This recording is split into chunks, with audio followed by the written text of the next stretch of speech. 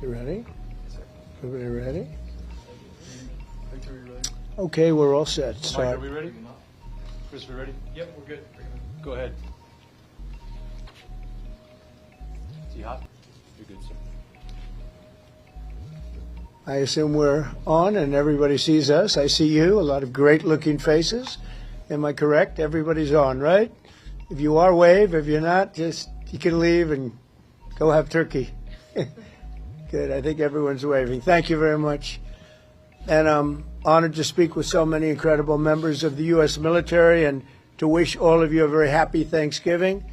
Before we begin, I want to express the anguish and the horror of our entire nation at the terrorist attack yesterday in our nation's capital, in which a savage monster gunned down 2 service members in the West Virginia National Guard who were deployed as part of the D.C. task force, which has done such an incredible job. I mean, until yesterday, we literally had no incidents for many months. It was the safest place imaginable, and this is a different kind of crime. This is a really bad crime.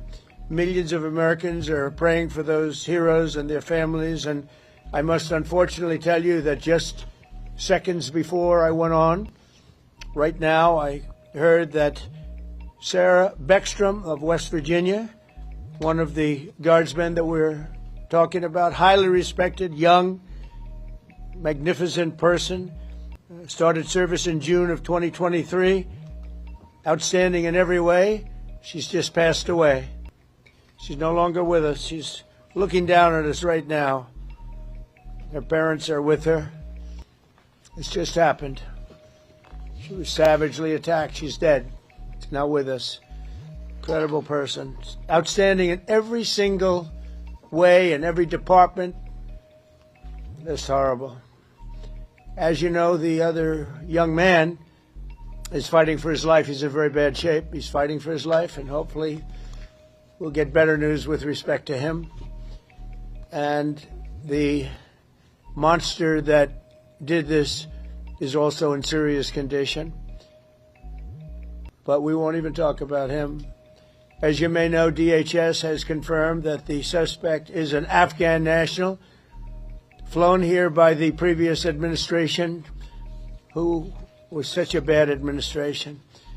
And I have a picture of a plane. This is what it looked like when they came in. It was total bedlam. Do you remember that period of time? Total bedlam. People crammed onto the plane. And the toughest, meanest, most capable physically got on the plane, not the people that we were looking for or that they wanted to bring in. Here's a picture for you. Just take a look at that plane. Standing on top of each other and sitting on top of each other. This is what we had under the Biden administration. That whole thing should have never, ever happened. They should have left from a different base. They should have left from Bagram, as you know, and it would have been a much different story. But they didn't do that, and this was just a rout, just a terrible situation. This heinous atrocity reminds us that we have no greater national security priority than ensuring that we have full control over the people that enter and remain in our country. For the most part, we don't want them. They come in illegally, have a lot of problems. Their countries force them in because their countries are smart. They don't want them. Let's give them to the Americans to take care of. They come out of jails in many cases, mental institutions, they're gang members, they're drug dealers. We don't want them. Many of the service members on this call today are engaged in crucial aspects of that mission. And to each and every one of you, I just want to thank you so much. Incredible people. You make this sacrifice like few others understand. A lot of them don't even understand it. And you're keeping America safe and free. Our military is strong. In my first term, I rebuilt our military, all aspects of our military. And in Afghanistan, we actually gave up a big chunk, but relatively, as much as it seemed like it's small compared to what we bought and to what we have and to what we're buying. We're spending over $1 trillion this year on our military. We have a military, the best in the world. We make the best equipment in the world. And we have the best people in the world. So joining us this evening are 6 units deployed across our Hemisphere, representing every branch of the United States Armed Forces. First, I want to thank the members of Army's legendary 101st Airborne Division. You know, I've heard about that since I was a little boy. The Screaming Eagles, calling in from Fort Huachuca, Arizona, and you're led by Major General David Gardner, a real tough cookie and great general. I appreciate it, General Gardner. The 101st has done an outstanding job leading the task force, joint task force at our southern border. I mean, we have nobody coming in. They're not coming in. Under Biden, they were coming in by the millions. Now we have nobody coming in. We have a strong border. Nobody talks about it anymore.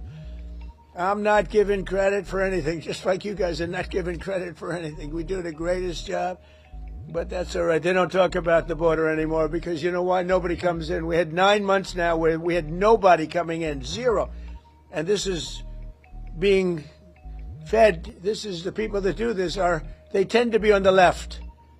They'd love to say millions of people came in through Trump, and they actually said nobody came. Even I find that hard to believe, but they literally are saying nobody came in.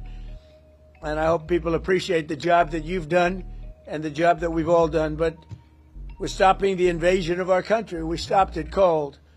And if you remember, Biden said, I need new legislation. You didn't need legislation. I didn't get legislation. What you needed was a new president.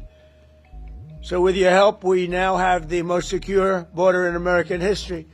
It's the single most secure border in American history. So I just want to thank you. And the 101st, I want to thank you very much. The job you've done is amazing, working with all of our great people. We also have the men and women of the U.S. Navy serving as part of the Iwo Jima Amphibious Ready Group under Captain Christopher Farraker. And they're on board the USS Iwo Jima in the Caribbean Sea. Working right by their side are members of the 22nd Marine Expeditionary Unit led by Colonel Tom Trimble. Thank you very much. I think you waved to me because I can see you then. Let's see. There you are, handsome people. They're beautiful looking people. Thank you. Like Central I could put you in a movie right this second, and the three of you, and I think we'd have a top grossing movie. You don't have people like you in Hollywood. Part of the 22nd MEU is also serving in Puerto Rico, the 3rd Battalion, 6 Marines, Devil Dogs, led by Major Ross Gilchrist. Where is Major? Hello, Major. Another central. Is everybody central casting? It's like they're all handsome, tough guys. I don't know what's going on here. But the Navy Marine Corps team is currently helping to defend our country, protect our interests, and literally decimate terrorists. The job you've done is incredible. I also want to thank you for your amazing work to quickly deliver life-saving aid to Jamaica in the aftermath of the recent hurricane, which was devastating. Thank you very much. Appreciate it, Major and everybody. Appreciate it. Next up are the airmen serving with one of the most feared bomber forces in the world, the U.S. Air Force's 7th Bomb Wing at Dyess Air Force Base in Texas under the auspices and leadership of Colonel Seth Spanier. Colonel, where are you, Colonel? Colonel, let's see here. You're right there. Thank you, Colonel. All of you are backbone of America, and you really are the backbone of America's air power. And in recent weeks, you've been working to deter Venezuelan drug traffickers, of which there are many. Of course, there aren't too many coming in by sea anymore, if you probably noticed that. From sending their poisons into the United States, where they kill hundreds of thousands of people a year. But we're going to take care of that situation. We're already doing a lot. We've almost stopped. It's about 85% stopped by sea. You probably noticed that. People aren't wanting to be delivering by sea.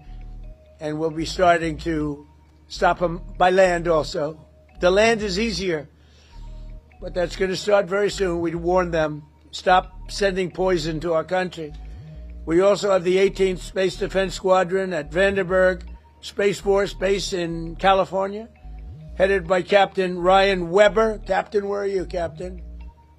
Thank you very much, Captain. Great job.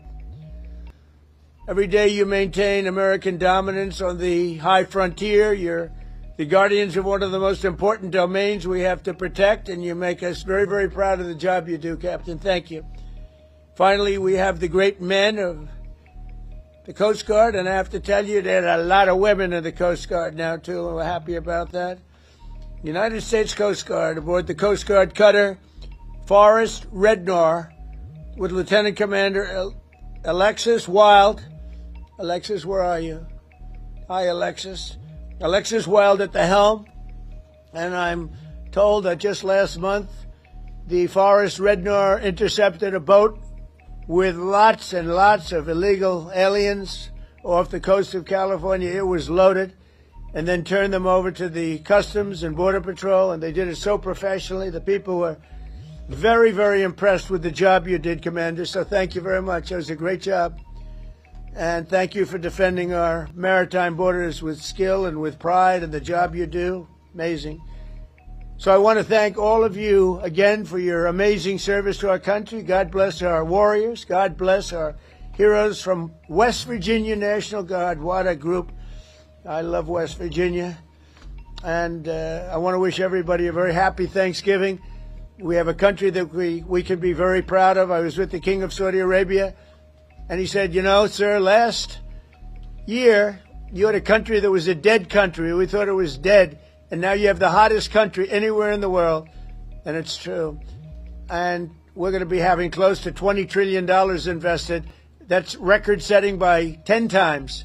Nobody's ever had anything like it. We're building plants. We're building factories, auto factories, AI plants, the whole thing with artificial intelligence. I don't know the word. I've never liked the word artificial. I don't know what artificials are. I think they ought to change the name. I've always said that's a lousy name to have, artificial anything, but it's a big business. And we're building more. We're leading China by a lot. We're leading everybody by a lot. We make the best military equipment in the world, and they're ordering it at numbers that nobody's ever seen before.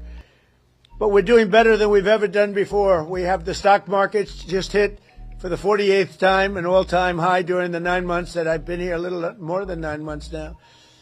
And so we have the hottest stock market ever. That's a big thing for 401ks and all of the millions of people with jobs and 401ks. Everybody participates in that. But it's 48 times in a little bit less than 10 months. 48 times we hit an all-time high. And I think we're going to continue, because when these factories that we're building from all over the world, they're coming because of tariffs. I think because of November 5th, the election result, but because of tariffs. And we're taking in hundreds of billions of dollars like we've never done before. And some of that's going to go back in the form of a sort of dividend to our people, but much of it's going to go toward reducing debt. And what it really goes for, and even better than the money we're taking in, is the fact that nobody's attacking our companies and taking them out, stealing them like they've been for many years. Because if they do that, they have to pay a tariff as they make products and sell them into our country.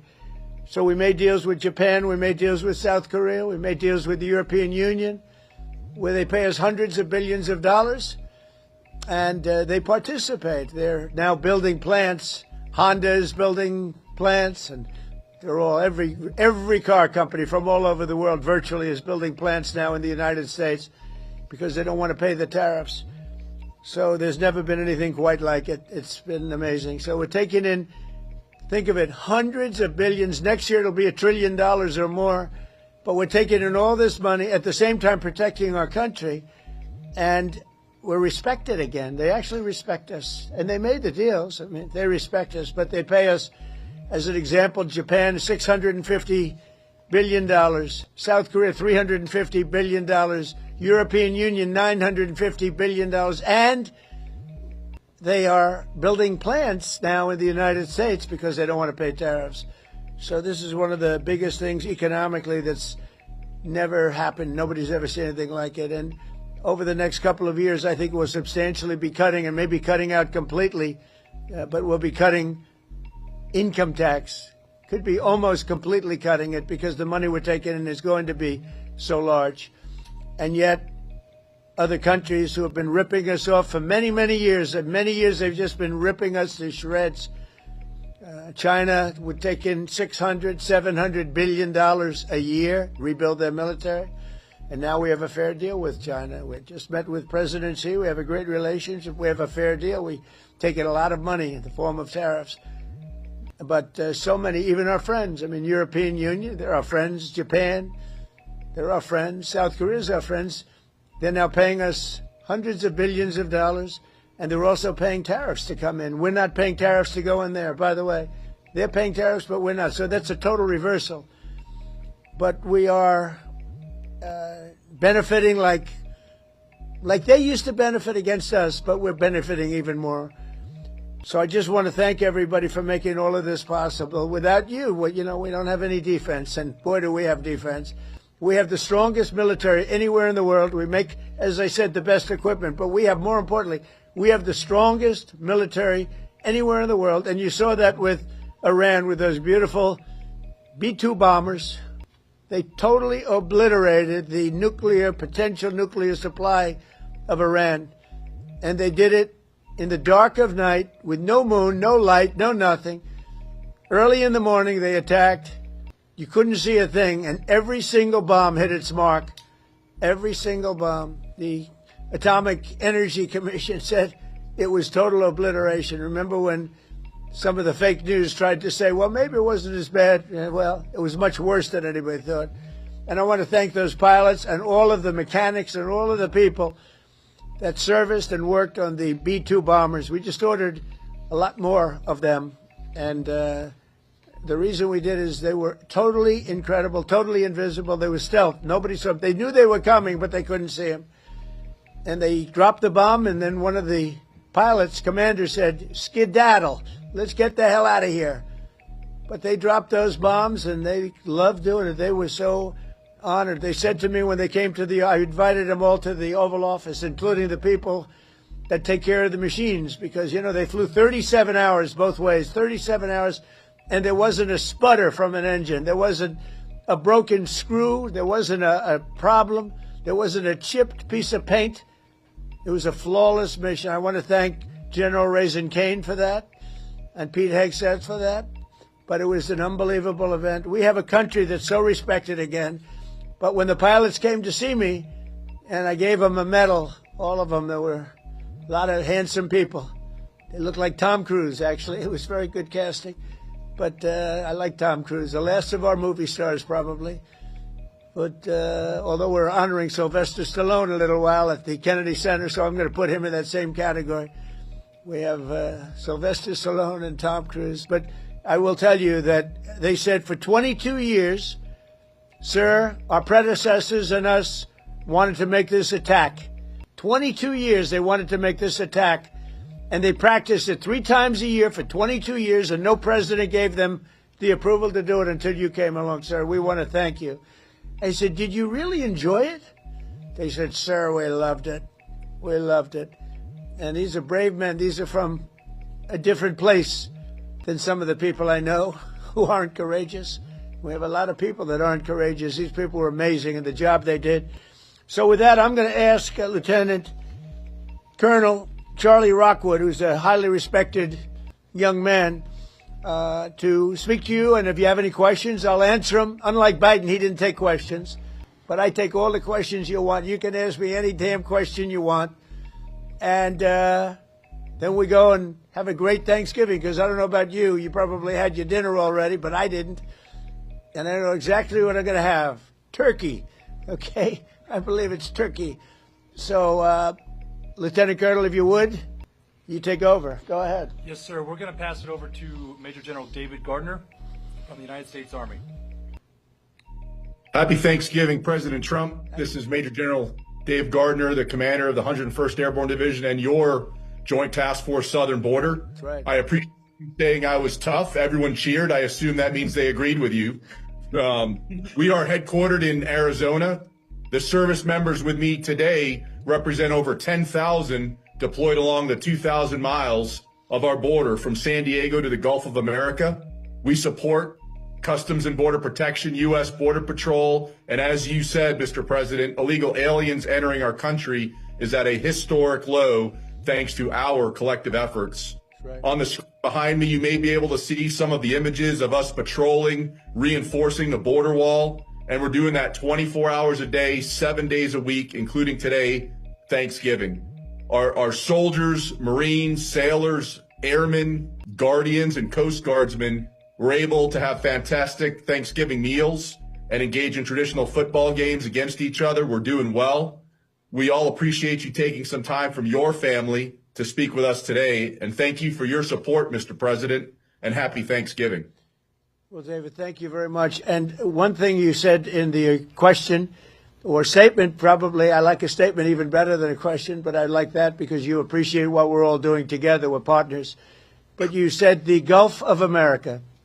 And there's a thing that for actually 350 years, 100 years older than us, Mexico, it was called Gulf of Mexico. And I would say to myself, why are we calling it Gulf of Mexico when we have 92% of the frontage and they have, I'm a real estate person at heart, and they have 8%. And I made that change, and it was amazing. It took literally a matter of hours, and it was done. And nobody even, very rarely did they complain. We beat AP, Associated Press, very badly in a lawsuit. You know, they tried to get it stopped because they're not good Americans. I mean, who would want that stopped?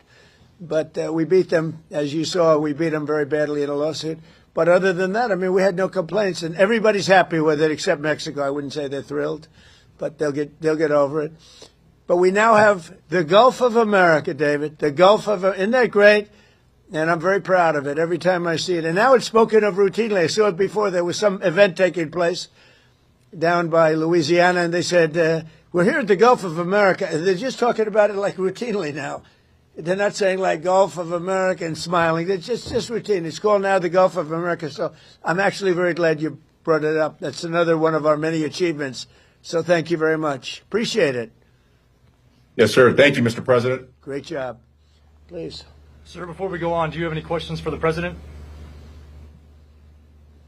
Yes, Mr. President, this is Sergeant Major Anderson. I do have one question, sir. Yes, sir.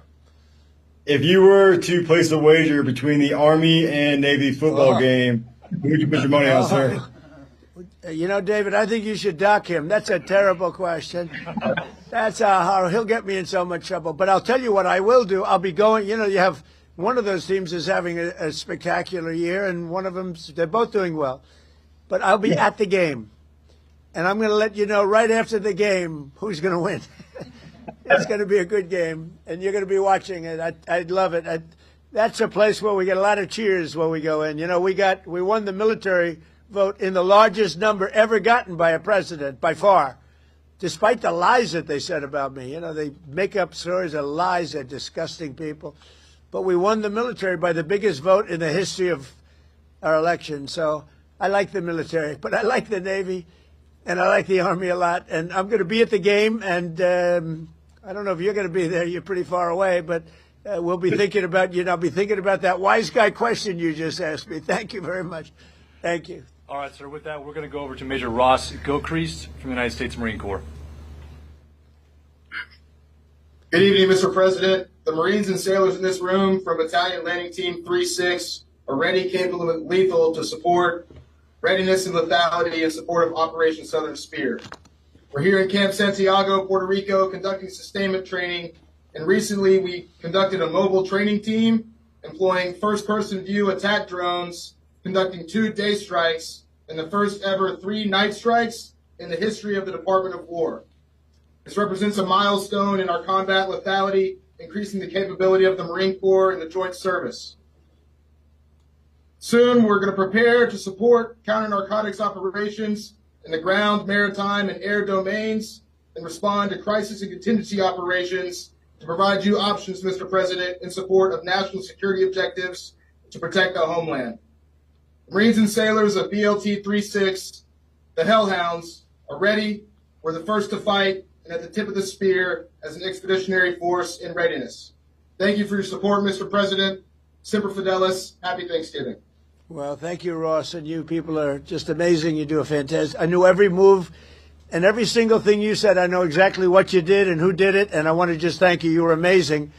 And Border Patrol and all of the people here, you know, Border Patrol, every single one of them. These are great people. ICE, You know, ICE gets not the credit they deserve. They are unbelievable, tough, smart, and they're unbelievable patriots. So, Ross, thank you very much. You really have done a great job. We appreciate it. We love working with you. Thank you. Thank you, Mr. Before we go President. over to the Navy, do you have any questions for the President?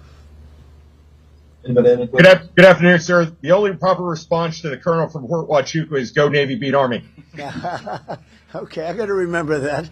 Thank you very much. They're going to have a great Sure. game. Thank you very much. All right, sir. With Yes, that, sir. we're going to move over to Captain Chris Farraker from the United States Navy. Okay.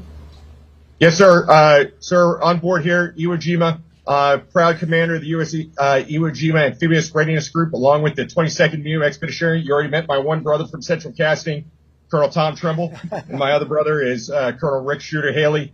Behind me is a few of the men and women who comprise the 10,000 sailors and Marines of our Iwo ARG team, who are currently conducting maritime patrols against narcos in the Caribbean in defense of the homeland. Yes, sir. As you know, that we have also, besides the missions that you know about, sir, we also reinforce the embassy in Haiti. We're getting engaged on a routine basis, both receiving fire from some of those gang members and returning fire, defending that embassy.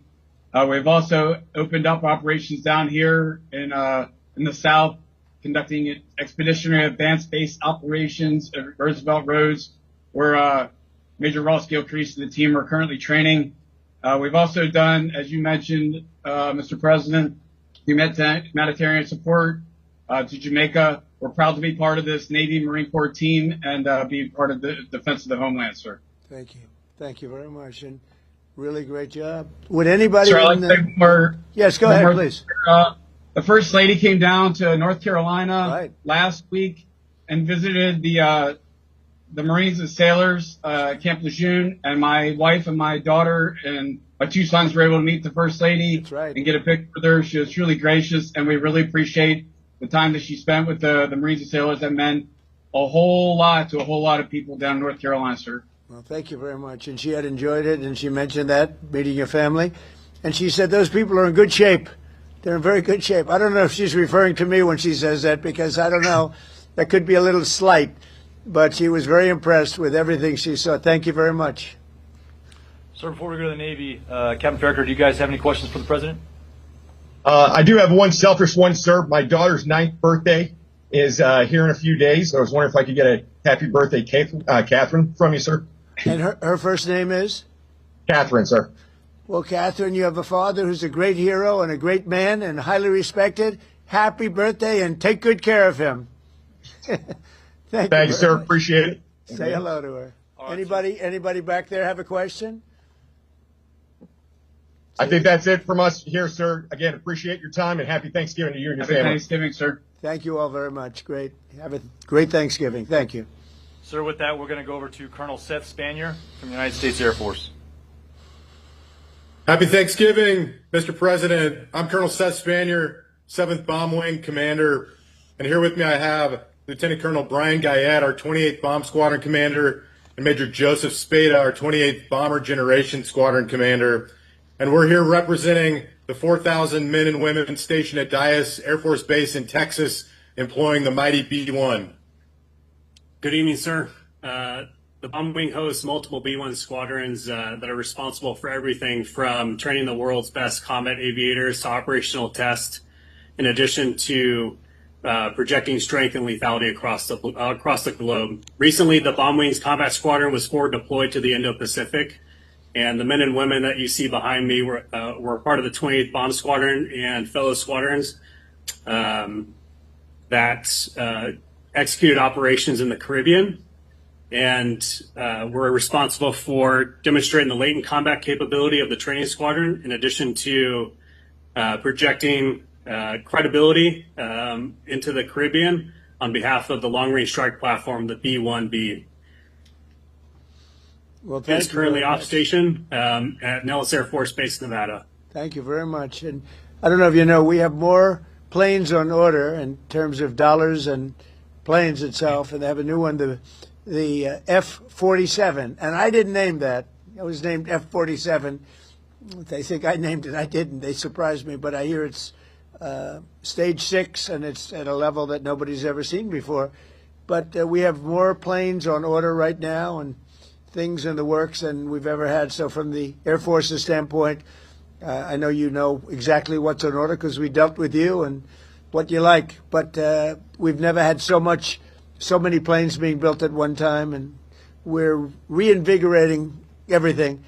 I know the F-35 has been very good, and we're working on some maintenance issues to get some of them back sooner, as you know, because some of them are out, and rather than having them sit there, we're getting them fixed. Should have happened a long time ago.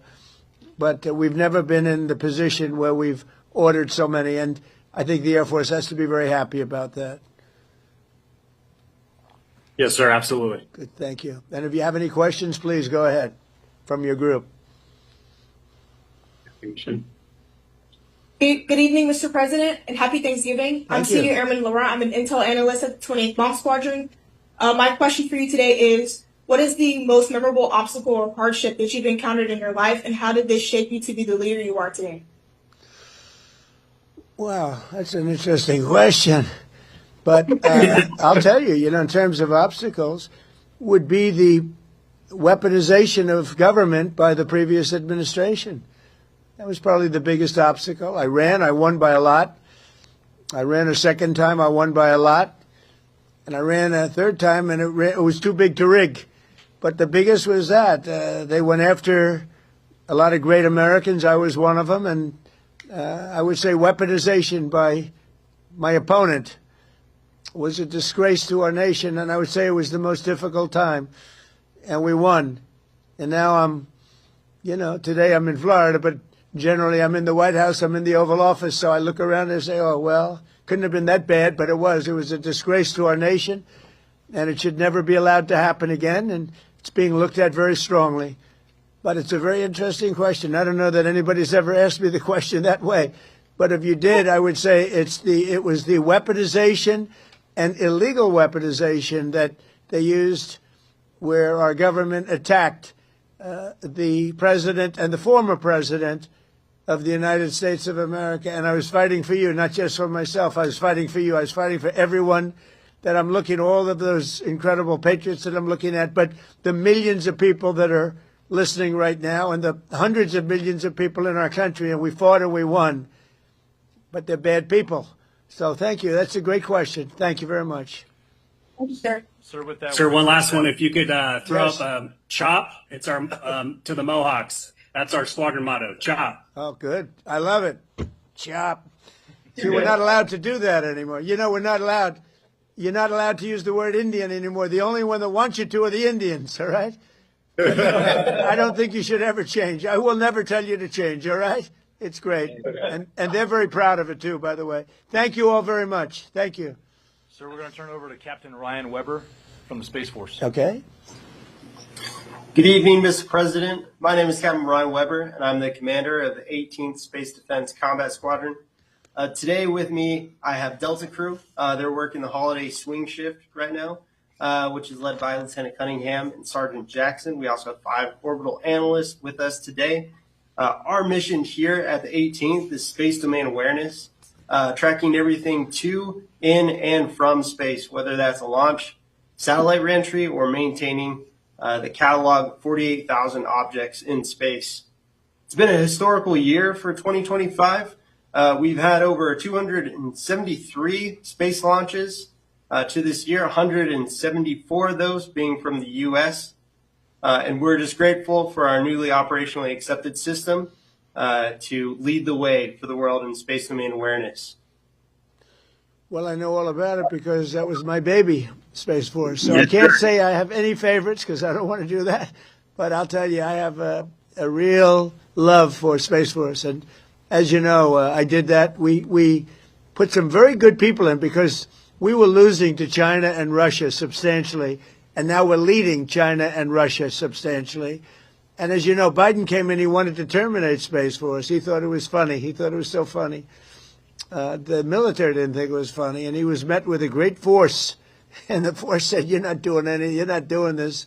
But I think it's going to go down as one of our most important, it's, as technology goes. The things we're doing now in space are unbelievable, and I think it'll be one of the truly great things that this administration did. I did it in my last term. But we really had great people there, and we're dominating space now. We're dominating it. We were losing it to both China and Russia at the time. We had no space force. And so we created this incredible group of people. They came together, and they created something very special. And I'm very proud of all of you for being involved. It's going to be one of the most important things I think that I've ever done. Thank you. Ryan, before we move on to the Coast Guard, does anybody from your team have a question for the President? The one question I would have, sir, is what do you see for the future for the Space Force? How do you expect it to grow as we build out as a branch? I just think it's unlimited. I think it's, in terms of technology, in terms of, the others have been here for a long time. And Air Force has been, and I could have left it in the Air Force, but I really thought it should have its own identity.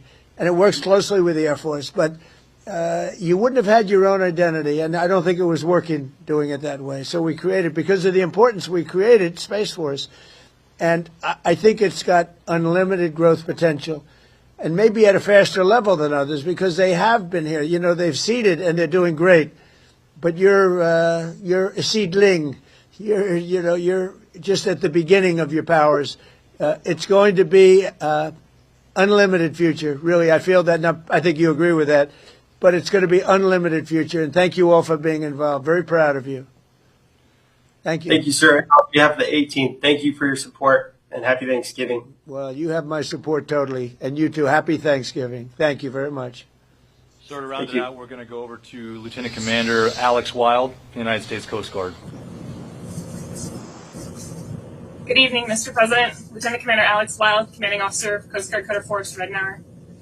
We're currently patrolling the southwest border off of the coast of California in support of Operation Border Trident to protect the maritime boundary.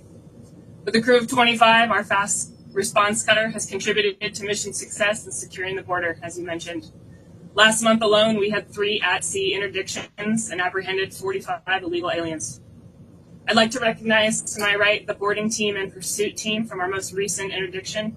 To my right, Lieutenant Junior Grade Fuller, Bosun Mate First Class Garcia Cosby, Electrician's Mate First Class Reza, Bosun's Mate Third Class Gerhards, and Machinery Technician Second Class Simano. We've had a real nice day, as you said. It's been pretty quiet on the water, to be honest. Our 2 culinary specialists gave us a real treat today for Thanksgiving by smoking 2 turkeys. And this evening we'll be trying to have some trivia here on the mess deck. We're truly grateful for this opportunity to speak with you today. Thank you very much. Thank you. I've loved the Coast Guard for a long time, and more than anything else, all the lives you saved in Texas and various places, all of these places that got hit by the hurricanes and all of the different, the storms, the big water storms, as they call them, but mostly hurricanes. The jobs you do, the way you go into those seas, I wouldn't want to do it. You want to do it, but I wouldn't want to do it. And I just want to thank you for that. As you know, we've ordered a lot of Coast Guard cutters, brand new, beautiful, the best machines in the world, the fastest, the best maneuverability, they tell me. I said, how's the speed and the maneuverability? I'm a looks person. I wanted the hull to be perfect. I sort of redesigned the hull a little bit, the hulls. But we ordered a lot, and we're ordering icebreakers, too, that you're going to be in charge of. We have 11 of them being built right now. We had none. We only have 1 in the whole country. Russia has 48, and we have 1. And that's just ridiculous. So we're doing them in conjunction with Finland and some other people. And they make the big, they're known as the people that do, I guess, 90% of the icebreakers, so they have a great expertise. But we're doing them also as a joint venture where they're going to be built in this country, and they've already started. So we've ordered 11. You were going to build 1, and the 1 was going to cost almost as much as the 11. And every one of the 11 is much better than the 1. So that didn't sound like a good deal. So you know exactly what you're getting. You're getting the best icebreakers in the world, the top of the line, and they're going to be delivered very soon, actually. They're moving along very quickly. They're building them. And you'll end up with 11, but before we even start that, we're going to end up doing another 11 pretty soon. So you're going to have a lot of icebreakers pretty soon, which is very important. I assume Is that important for the Coast Guard? Because if it's not, I'll cancel the order immediately. Very important. Yes. Okay, good. Good. Then I won't cancel the order.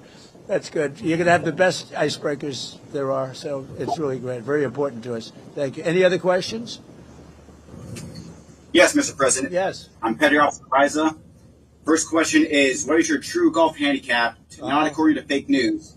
And are you and President Biden going to play that golf match? I'd love to. I mean, I've invited him, but he doesn't want to show up. Look, I know a lot about golf. I've won 38 club championships, and I don't get to practice much. I won one last year. I won a club championship at a big club, beating a 27-year-old kid. I said, you know, I'm decades older than you. But I said, the fairway doesn't know how old you are as you walk up the middle and he's in the rough. And I've been a good golfer over the years. I won, when you win, you know, club championships are our majors. You know that. Most people can't play in them. They won't. We're talking about no strokes or anything else. So I'm a very low handicap, and I've won 38 of them legitimately, everyone legitimately. It has to be legitimate because you have a lot of people following you during club championships, as you know. So I guess I'm very... I got to be right around scratch or better. I beat a +3. That's 3 better, 3 below par. You know, if you look at it for those that don't know, in the finals of the club championship last year, with all I was going through, and with no practice. So I'm a good golfer. Yeah, I would have to say that. I want to be honest. I have to be honest. I played with Bryson DeChambeau on his show, you know, the Breaking 50, and we had a good time. But a lot of people thought that was a great ratings hit, and we had a lot of fun. But golf is great. It's sort of a microcosm of life, and you have a lot of people talk, but they can't play. Like Biden. Biden can't hit a ball 30 yards. I'm telling you. I looked at his swing. He cannot hit a ball 30 yards. He said he was a 6 handicap. He said that was the only thing that made me angry during the debate with him. He said he was a 6. I said, you're not a 6. And he said, well, I'm an 8. I said, that was quick. I picked up 2. But he's not 100. He's not 100. So, but it's a great game, and I hope you guys get to play a little bit of it. But frankly, I'm more excited about the icebreakers, if you want to know the truth. So anyway, I want to thank you all. Great job. Coast Guard, great job. We're proud of you. You're going to have the best equipment in the world, and it's coming rapidly. Thank you very much. Thank you. Thank you for your support, President. So that concludes the presentations. If you have any closing remarks, that'll be it. Well, I do have closing remarks. I just want to say how proud I am. You look at the people that we just dealt with. These are the top people in our country. These are just beautiful people inside and out. They're brave. They're smart. They're brilliant. And I just want to say it's an honor to be with you. It's an honor to be working with you. We have the strongest country we've ever had. We make the best equipment in the world. We have the best military in the world. Nobody can even come close, and everybody knows it, and they respect us now again. A year ago, 2 years ago, 4 years ago, 3 years ago, they didn't respect us at all. They laughed at us. Nobody's laughing anymore. So I just want to thank you all very much. I'm very proud of you. Thank you. Thank you. Thank you very much. Okay. We can cut that then. We can cut that. Hello. Hello. Good to see you. Thank you so much. Happy Thanksgiving. Thank you. You too. A question about this tragic shooting in Washington, D.C. U.S. officials say that the suspect worked very closely with the CIA in Afghanistan for years, that he was vetted, and the vetting came up clean. He went cuckoo. I mean, he went nuts. And that happens, too. It happens too often with these people. You see them. But look, this is how they come in. This is how they're standing on top of each other in a... That's an airplane. There was no vetting or anything. They came in unvetted. And we have a lot of others in this country. We're going to get them out. But they go cuckoo. Something happens to them. Your DOJ IG just reported this year that there was thorough vetting by DHS and by the FBI of these Afghans who were brought into the U.S. So why do you blame the Biden administration? Because they let them in. Are you stupid? Are you a stupid person? Because they came on a plane along with thousands of other people that shouldn't be here, and you're just asking questions because you're a stupid person. And there's a law passed that it's almost impossible not to get them out. You can't get them out once they come in. And they came in, and they were unvetted, they were unchecked, there were many of them, and they came in on big planes, and it was disgraceful. And if you look, you'll see there was a law passed. It makes it almost impossible not to let them in, not to certify them, so to speak, once they come in. And they came in, and they shouldn't have come in. And frankly, the whole thing was a mess. The whole Afghanistan situation was a mess. It should have never taken place. If we're going to go out, and we would have gone out because I had everybody ready to go, we were going to go out with strength and dignity and precision. And we would have left for Bagram, and we would have kept Bagram, by the way, because of its very close relationship to China and where they make their missiles. But when you let the people come in by the thousands and thousands and thousands, they made a terrible mistake. But they were incompetent. Yeah. Yeah, Mr. President, thank you for having us here tonight. You've spoken with Sarah and Andrew's family. We have a call in a little while, actually, right after this. Do you plan to? Well, the family is devastated, as you can imagine. But we have spoken. I mean, my people have spoken with the family. We'll be speaking tonight, tomorrow. You have to give them a little. They just found out about their daughter. You know, you can't just call 2 seconds later. Yeah, of course. It's a very, very tough situation. Obviously. She was so outstanding. I mean, I just heard outstanding in every single way.